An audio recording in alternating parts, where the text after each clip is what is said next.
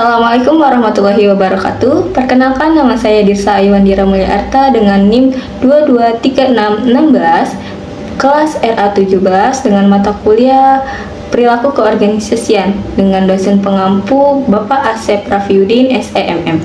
Kali ini saya akan menjelaskan tentang kompetensi, iklim kerja, dan lingkungan kerja.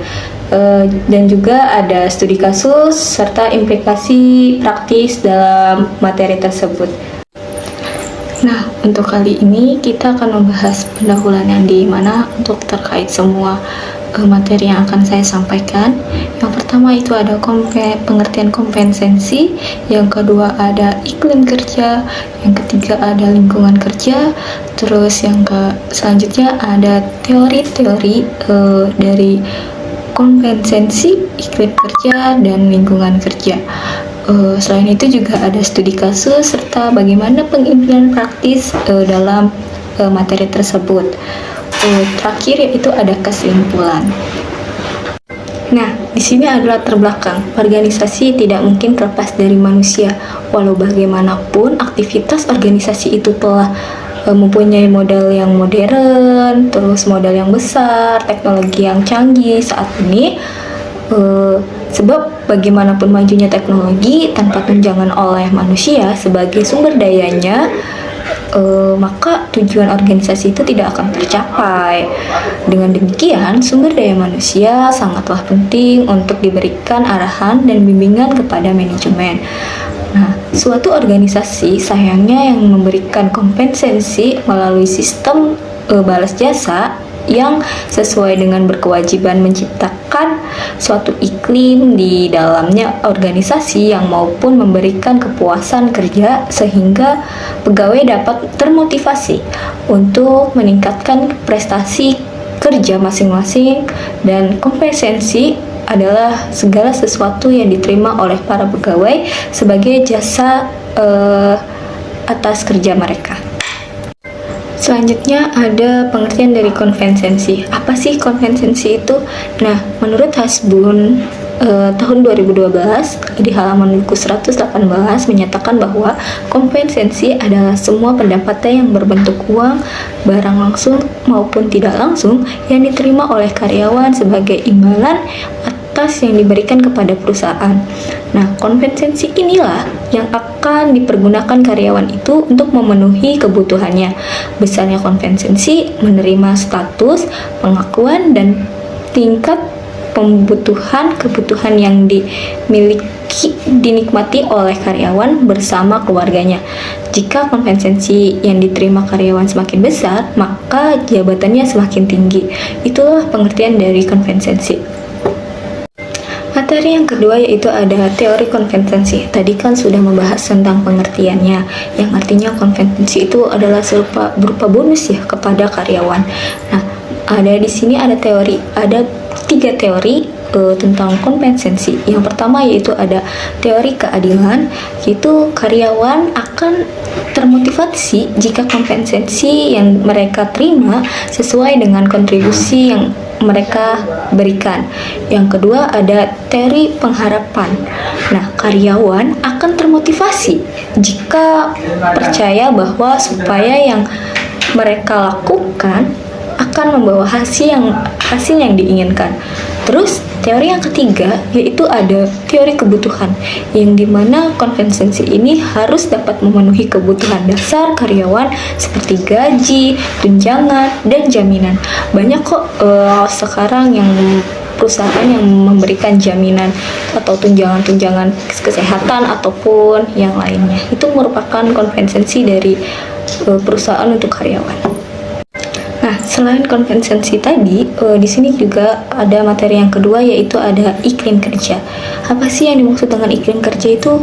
Iklim kerja sebagai suatu konsep yang mendefinisikan isi atau kekuatan nilai-nilai umum, norma, sikap, tingkah laku, dan perasaan anggota terhadap suatu sistem. Nah, iklim kerja di sekolah diidentifikasikan sebagai perangkat atribut yang memberikan warna atau karakter, spirit, etos, suasana batin dari setiap sekolah secara operasional. Sebagaimana halnya pengertian iklim pada cuaca, iklim kerja di sekolah diukur dengan menggunakan rata-rata dari perspektif komunitas sekolah terhadap aspek-aspek yang menentukan lingkungan kerja. Ini saya ambil contohnya dari iklim kerja di salah satu sekolah atau sekolah-sekolah yang ada. Tadi kita sudah membahas tentang pengertian iklim kerja menurut di lingkungan sekolah ya. Baik, di sini saya akan menjelaskan tentang teori iklim kerja. Di sini saya mengambil dua teori. Yang pertama yaitu ada teori iklim organisasi dan psikologi. Teori iklim organisasi menurut Litwin dan Seeger itu iklim kerja terdiri dari dimensi seperti struktur, tanggung jawab, penghargaan, dukungan, dan komitmen. Sedangkan teori psikologisnya, iklim kerja adalah perspektif individu terhadap lingkungan kerja mereka yang mempengaruhi motivasi atau perilaku. Berarti antara karyawan A dengan karyawan yang B. Nah, materi yang terakhir atau materi yang ketiga yaitu ada lingkungan kerja. Lingkungan kerja dalam suatu perusahaan sangatlah penting untuk diperhatikan manajemennya. Meskipun lingkungan kerja tidak melaksanakan proses produksi dalam suatu perusahaan, namun lingkungan kerja mempunyai pengaruh langsung terhadap para karyawan yang melaksanakan proses produksi tersebut. Lingkungan kerja adalah suasana di mana karyawan melakukan aktivitas setiap harinya. Ini lingkungan dalam kerja. Lalu bagaimana sih teori lingkungan kerja? Nah, di sini saya mengambil dua teori terkait tentang lingkungan kerja. Yang pertama ada teori ergonomi, yang itu lingkungan kerja harus dirancang untuk meminimkan resiko cedera dan meningkatkan produktivitas karyawan. Yang kedua yaitu ada teori keamanan dan keselamatan kerja. Lingkungan kerja harus aman, sehat, dan nyaman untuk menghindari kecelakaan pada saat kerja. Tadi kita sudah membahas sedikitnya pengertian dari konvensi, iklim kerja, dan lingkungan kerja, serta beberapa teori yang mencangkup 3 materi tersebut. Nah, di sini saya akan menjelaskan tentang studi kasus konvensi. Yang pertama yaitu ada perusahaan manufaktur yang mengintegrasikan sistem kenaikan gaji dengan pencapaian target produktivitas dan kualitas. Nah, karyawan termotivasi untuk meningkatkan kinerja mereka untuk mendapatkan kenaikan gaji atau kompensasi yang lebih besar dari target yang sudah ditentukan. Nah, bagaimana sih implikasi praktisnya? Yang pertama yaitu ada kompensasi harus disesuaikan dengan kinerja karyawan agar dapat mendorong peningkatan produktivitas. Perusahaan perlu menimbangkan bagaimana bentuk kompensasi, tidak hanya gaji besar, tetapi juga bonus, tunjangan, dan insentif lainnya. Jadi implikasi praktisnya adalah selain menaikkan gaji, itu juga bisa dengan memberikan tunjangan atau bonus-bonus yang lainnya. Nah, yang kedua itu ada studi kasus dan implikasi praktisnya terkait iklim kerja. Studi kasusnya itu perusahaan yang memiliki iklim kerja yang inovatif, kolaboratif, dan juga berorientasi pada hasil. Karyawan merasa termotivasi untuk mengembangkan ide-ide baru dan bekerja sama untuk mencapai tujuan perusahaan. Nah, dalam perusahaan ini dia memiliki iklim kerja yang sangat baik ya, dari tadi inovatif, kolaboratif, dan juga berorientasi. Sedangkan implikasi praktisnya bagaimana?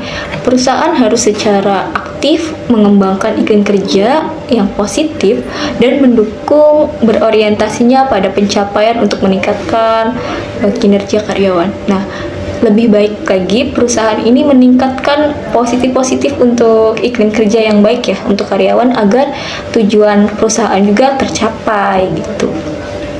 Yang ketiga yaitu ada lingkungan kerja. Studi kasusnya yaitu ada perusahaan manufaktur yang menerapkan desain stasiun kerja yang ekonomis, penerangan yang memadai, serta sistem verifikasi yang baik. Hal ini dapat mengurangi kesalahan dan keluhan fisik karyawan serta meningkatkan produktivitas. Dan bagaimana pengimplementasian praktisnya yaitu ada investasi dalam perbaikan lingkungan kerja seperti peralatan yang ekonomis, pencahayaan, dan sistem yang verifikasi yang baik dapat meningkatkan efisiensi dan mengurangi biaya terkait kecelakaan dan penyakit akibat kerja. Lingkungan kerja yang baik juga dapat meningkatkan motivasi kepuasan kerja dan retensi karyawan. Wah, teman-teman, sudah sampai di kesimpulan saja ya materi kita. Nah, kesimpulan dari 3 materi tersebut yaitu ada kompetensi, kinerja, dan lingkungan kerja merupakan 3 faktor penting yang mempengaruhi kinerja dan motivasi karyawan.